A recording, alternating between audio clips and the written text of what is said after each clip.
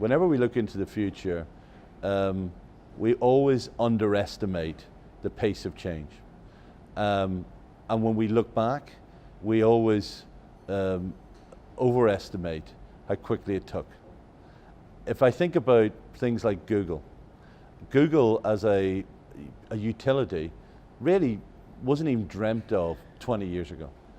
And actually the really smart thing about Google, and this is in my view, is that they've created a service that across the planet, it never fails, it perfectly scales, and actually has become the backbone of people's everyday life. It's a verb that's entered the vernacular.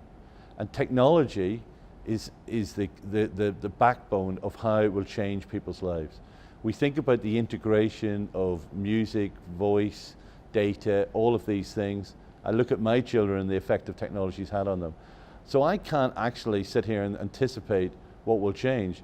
What I know is it'll feel seamless, and it actually won't feel radical until we look back. My son often says to me, who's 20 now and has grown up in the internet age, he says, I can't actually imagine a world that didn't have the internet or mobile phones. He said, how did you actually even meet somebody? When you go to meet somebody and you don't have a mobile phone, how do you ever make it happen? And it's a different world.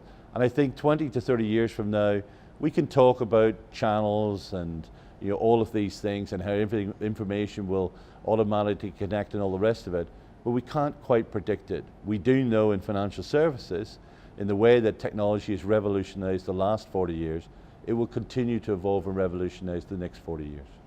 And that will ultimately be dictated by what customers want.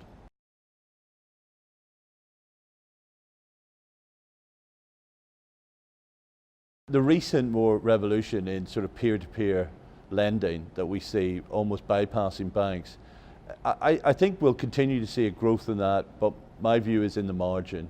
I think whether customers feel that banks have a reputational issue or not, in the end I believe customers will trust banking groups, right, to manage the risk of their cash and their funds and their investments more securely than perhaps any other internet channel.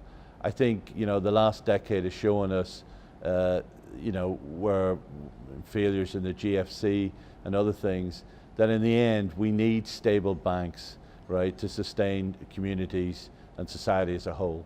And I think banks and their technology will be the backbone of that.